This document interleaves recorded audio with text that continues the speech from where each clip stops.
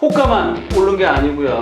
여기저기서 터지는 신고가, 기존에 있는 가격보다 더 높은, 제일 높은 가격대로 거래가 되고 있다. 강남에 이어서 강북에서도 신고가가 나오고요. 매물이 없습니다. 이렇게 한 달이 멀도록 계속해서 대책을 발표하는데 왜 집값이 떨어지지 않을까요? 시청자 여러분 안녕하십니까. 박일권의 돈 되는 부동산 투자 드림타워 투자나무 대표 박일권입니다. 오늘은 참 희한하네. 8.4 대책 정도면 부동산값 떨어져야 하는데 라는 내용을 준비를 했습니다. 방송을 보시기 앞서 구독과 좋아요 꼭 눌러주시고요. 저희 회사에서 매주 또 특강을 하고 있습니다. 돈 되는 정보, 돈 되는 지역 분석을 통해서 정말 소액으로 앞으로 아파트 단지로 바뀔 수 있는 재개발 예정지 투자를 많은 분들이 저희와 함께 하고 계십니다. 궁금하신 분들은 저희 회사로 전화 주시고요. 또 특강 시간에 만나 뵐 수 있도록 하겠습니다. 8.4 대책 나온 지 이제 한 달 정도가 되고 있습니다. 부동산값, 집값 떨어졌나요? 절대 떨어지지 않고 있습니다. 물론 고가 아파트 위주로는 거래가 정말 한 90%까지도 줄고 거래가 많지는 않지만 좋은 지역은 신고가를 형성을 하면서 올라가고 있고요.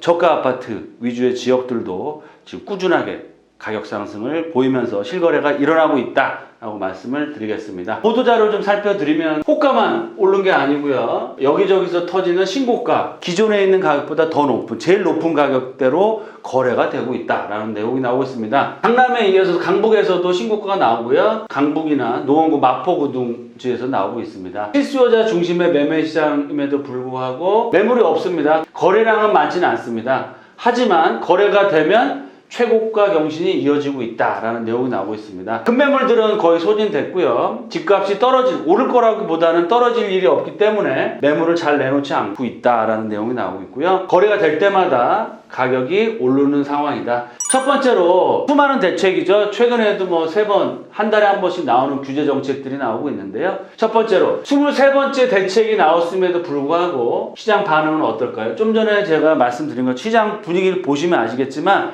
매물이 시장에 많이 나오지는 않습니다. 양도세 중과라든지 급하게 던지는 그런 급매물들이 거의 없기 때문에 매물이 많지 않은 상황에서 수요자, 실거주자분들이 매수를 하고 있다라고 보시면 좋을 것 같고요.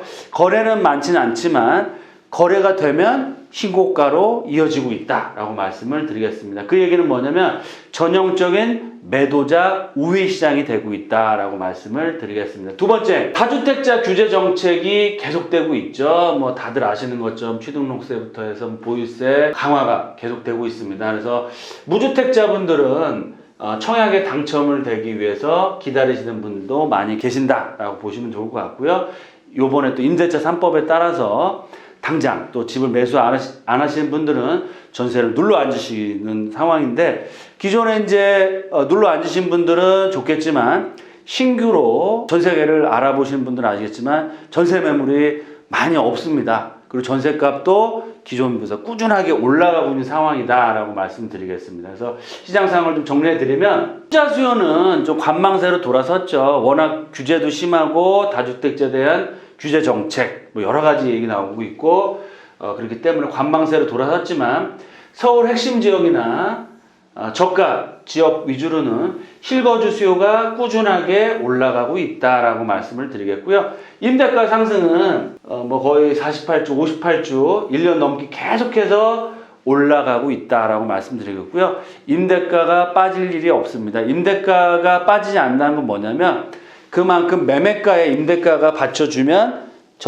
매매가도 하방 경직성, 즉 떨어지려고 하더라도 전세가가 올라좀 받쳐주고 전세가가 상승한다는 건 뭐냐? 매매가가 상승하기 위한 힘을 응축하고 있다라고 보시면 좋을 것 같습니다. 따라서 매매가가 올라가는 한 집값이 급락할 일은 거의 없다라고 보시면 좋을 것 같습니다. 그래서 이렇게 시장 상황은 분위기가 흘러가고 있다라고 말씀을 드리겠고요. 두 번째, 이렇게 한 달이 멀도록 계속해서 대책을 발표하는데 왜 집값이 떨어지지 않을까요? 첫 번째, 지금 집값이 떨어질 이유가 없습니다. 왜 떨어지냐? 떨어질 때는 뭐냐면 경제 위기가 큰 충격이 와서 금리가 급등을 하고요. 사업이 망하고 집을 어쩔 수 없이 팔 수밖에 없을 때 매물이 홍수가 되고 매수세가 받쳐주지 않을 때는 집값이 떨어지겠죠. 하지만 지금은 뭐 코로나 사태로 해서 경제는 굉장히 안 좋지만 마이너스 성장을 하고 있지만 경제 위기까지로 발전될 가능성은 드물다. 매물 홍수인가요?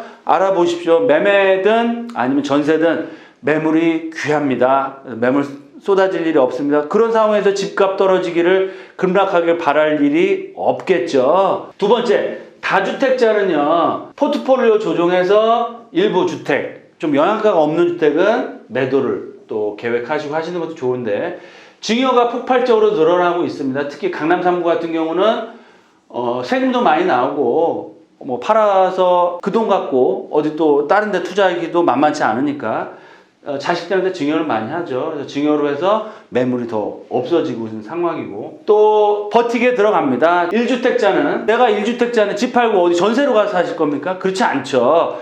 1주택자는 집 팔 일이 없겠죠. 팔면 내가 또 자가로 해서 뭐 집을 사서 이사를 가시겠죠. 그래서 집 팔고 어디서 사냐? 매물이 많이 나올 일이 없다라고 보시면 되고요. 무주택자분들 두 가지입니다. 청약을 위해서 준비를 하신 분들, 그 다음에 연끌 매수를 하시는 분들. 요즘에 기사 보시면 아시겠지만 30대, 작년에는 30대, 올해는 또 20대가 또 직장 초년생들이 대출 풀 받거나 전세를 이용해서, 서울은 이런 정도 금액 갖고 안 되니까 수도권 외곽에 있는 구축 아파트로도 매수세가 몰려들고 있다라고 보시면 좋을 것 같은데요. 매수세, 무주택자 또한 잠재적인 매수 세력으로 항상 대기를 하고 있는 겁니다. 그래서 분위기가 바뀌면 언제든 매수세로 돌아설 수 있다. 세 번째, 공급은 어떻게 되느냐. 3기 신도시나 도심권역에 입주한 아파트들 3년도 아니고요.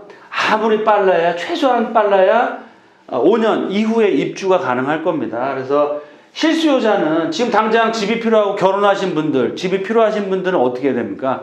전세를 살거나 내 집을 사야 되는 둘 중에 하나 선택을 해야겠죠. 따라서 실거주 수요는 계속해서 증가하고 있다. 세 번째, 하반기 시장 상황을 체크하고 어떻게 우리가 대응을 해야 될지. 첫 번째, 지금 상황이 어떻게 될까요? 상승장이냐, 보합장이냐, 대세 하락장이냐라고 보시면 대세 상승, 보합, 하락 세 가지밖에 없겠죠. 지금은 대세 상승이 끝나지 않았습니다. 대세 상승 중에서 잠시 쉬어가는 타이밍이고요. 앞으로도 최소한 제가 볼 때는 3년에서 4년 정도까지는 집값이 지속적으로 올라갈 수밖에 없다라고 말씀을 드리겠습니다. 두 번째, 이유가 있는데요. 상승 에너지, 집값이 올라갈 수 에너지는 오히려 커지고 있습니다. 왜 그러느냐? 초저금리 계속되죠. 유동성은 계속해서 풀리고 있죠. 수급, 서울 공급 없죠. 3기 신도시 공급 앞으로 4, 5년 후에나 입주할까 말까 하죠. 그래서 상승의 에너지는 지속적으로 커지고 있다라고 말씀을 드리겠고요. 마지막으로 아무것도 하지 않는 것이 가장 위험한 사람이다라고 말씀을 드리겠습니다. 따라서 당분간 조금 관망장세에서 서울의 핵심 지역이나 외곽이라고 하더라도 저평가되는 지역의 집값 상승은 앞으로 꾸준하게 이루어질 수밖에 없다라고 말씀을 드리겠습니다. 그럼 투자 포인트 세 가지로 딱 정리해서 말씀을 드리면, 첫 번째, 정부 규제 정책은 당분간 지속될 수밖에 없고요. 이럴 때일수록 조금 영향가가 없는 그런 매물은 좀 정리하실 필요도 있지만, 신규로 투자나 실거주자 아니면 상급지로 갈아타시기에는 좋은 투자 타이밍이 될 수 있다라고 말씀을 드리겠고요. 전세가는 60주 연속적으로 상승 중이고요. 전세값 떨어질 일도 없습니다. 그래서 전세값이 올라간다는 거는 매매가가 하방 경직성을 가지고 떨어질 가능성보다는 앞으로 올라갈 가능성이 점점 더 커진다라고 보시면 좋을 것 같고요. 정리해드린 마지막으로 서울 핵심지 주택가격은 강보합세를 계속 유지한다라고 보시면 되고요. 특히 신축 아파트로는 지속적인 가격 상승폭을 보일 수 있다라고 말씀을 드리겠습니다. 두 번째, 개발 호재 이슈가 있는 지역은 이 지역 또한 우상향을 할 수밖에 없고요. 그 지역 어디냐? 신규 정비 사업을 추진하는 지역이나 신규 전철 개통 예정지 같은 경우는 앞으로도 집값 상승이 계속된다.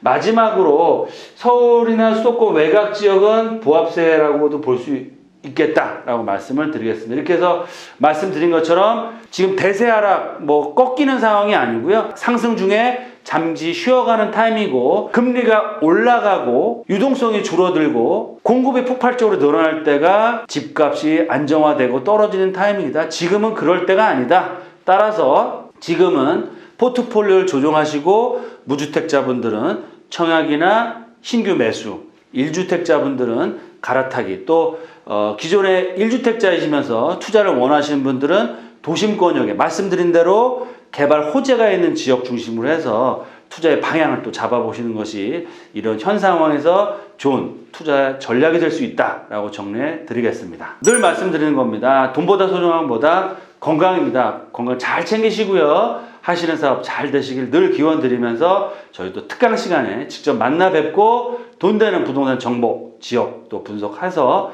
앞으로 돈 많이 벌 수 있는 투자자가 될 수 있도록 진심으로 기원 드리겠습니다. 감사합니다.